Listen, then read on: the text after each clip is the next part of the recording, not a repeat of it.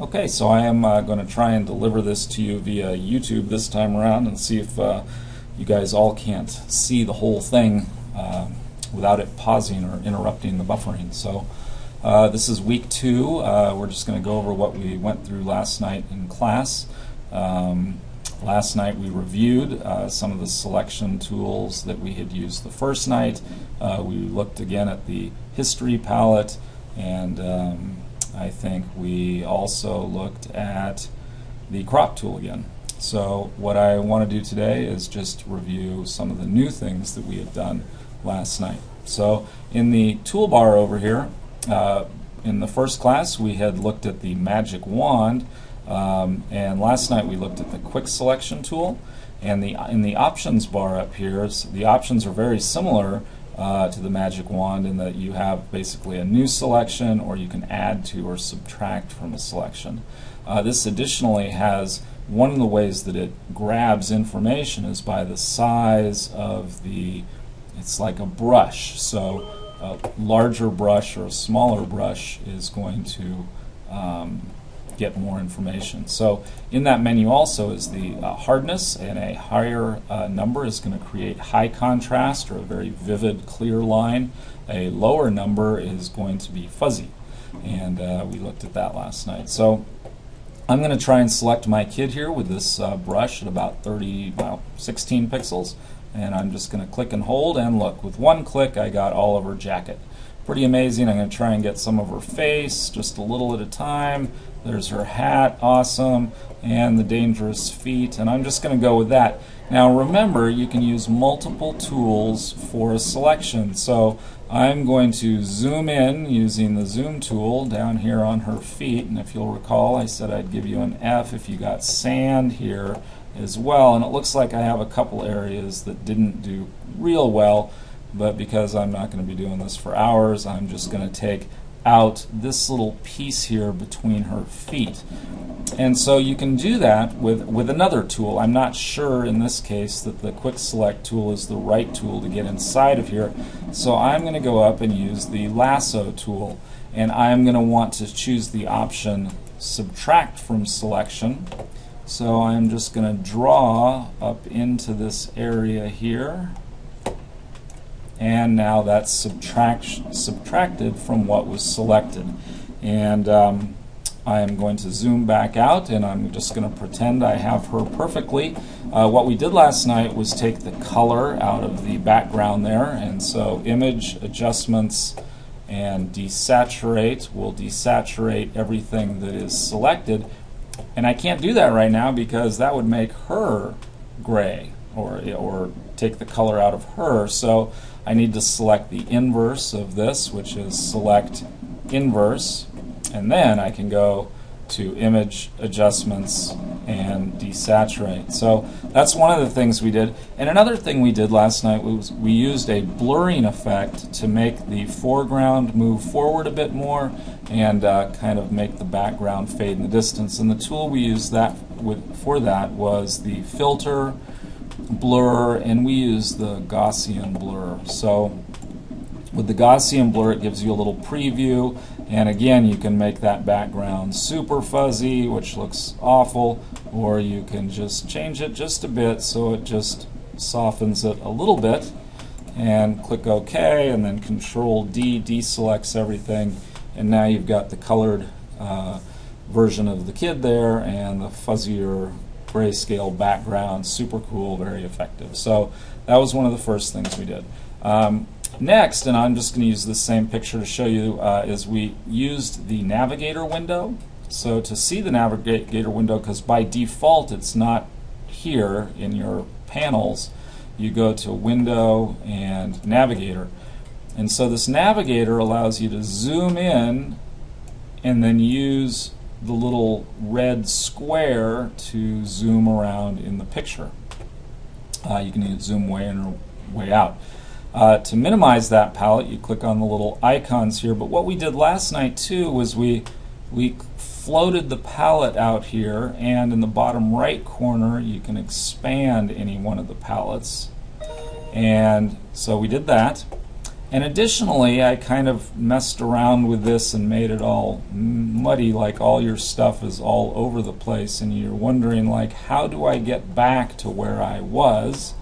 If all your panels are all over the place, I am going to just go to Window, Workspace, and Reset Essentials. That's one way you can kind of get everything back to normal. Control-0 will fit the picture in the screen again. So those are a couple things we did. The next thing, and I'm not going to try and explain pixels and resolution and all that totally right now, but I am going to show you how to take people out of one picture or something out of one picture and put it in another picture. And this is really just at kind of the very base level, but this is how we did that last night. So we opened the picture of the two kids, and that was in your week 2 folder. So the first thing we did was wonder, what should we select in this picture, the background or the kids? And the background is obviously much easier to select. So the magic wand is going to probably be great there. It's going to select all of them, and we can get all these little details here.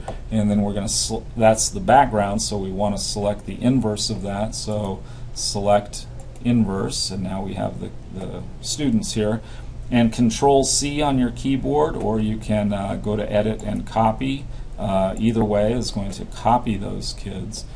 And we had looked at the resolution of these pictures, and you do that by going to Image and Image Size, and it gives you some information about the pixel dimension and the resolution or the document size here. So I'm not going to go into that in this video, but I want you to know that what you see on your monitor is not what will print, but what we just looked at, this image and image size, will tell you how it will print, and we'll be talking about that more in the class. So I have these kids copied, and now I'm going to go get the picture of the redwood forest, which was Layton, and I selected the move tool here so I can move things around, and then Control-V on your keyboard will allow you to paste that in there. Now remember, we're not really supposed to be doing layers here, but if you expand your layers palette, you'll see that you have 2 layers. You have the background and you have this layer with the kids. So what I did in one way to reduce these kids down so they fit in this picture was go to Edit and Free Transform, and so if you hold a corner of this image and you hold the Shift key down, you can resize these kids so that they fit perfectly in this window. After you've resized them to where you want them to be, you can double click in there, and then you can just use your keyboard if you want to move them down into the picture. So that's how you take something out of one picture and very quickly and easily put it into another image. Let's see, what else did we look at? So we looked at the marquee tool, and so with the marquee tool, remember, you can select a piece of a picture. You can use another tool like the lasso tool to add to the selection, assuming that the add to selection option is selected.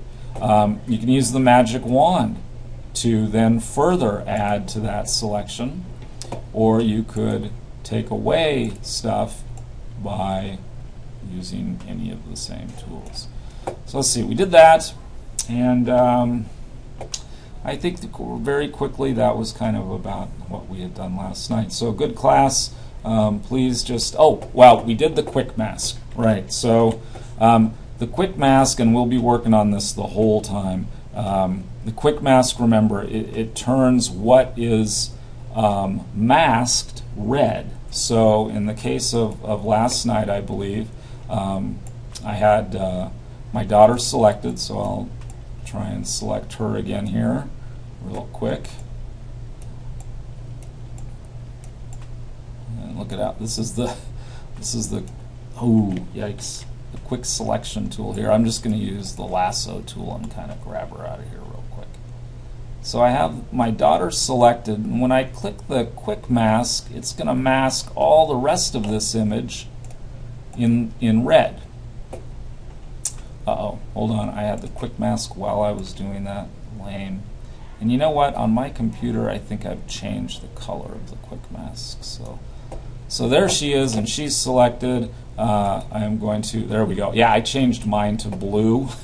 Remember, it was red. If you want yours to be blue, let me show you how to do that. So if you double click on the quick mask, you get the quick mask options here. I'm going to change it back to red because this is not what it looked like last night. So now when I use the quick mask, it's that red color. So to add to the mask, you have to use the paint brush. And remember, there were lots of options in here, and we learned about the word append and hardness and how that relates. So if you paint with black in the quick mask, it's going to paint red, which means it's adding to the mask. If you want to remove the mask, you want to paint in white, and we learned about the foreground and the background color, so we can toggle between those two here. And if we paint with the white, it's going to erase the mask. And this is just a very basic introduction to this. That's how that works. And remember to zoom in and out on your work so that we can get really close here. And you can see, like in this instance, we need to add to the mask here. Sorry, I zoomed in way too much. We want to add to the mask here and remove it here. So we would paint in red here and then remove the mask by using white here. So there you go. That's a quick look at what we did last night with the quick mask and some of the panels and a couple more selection tools. We'll see you next Wednesday. Please email me or ask me if you have any questions at all.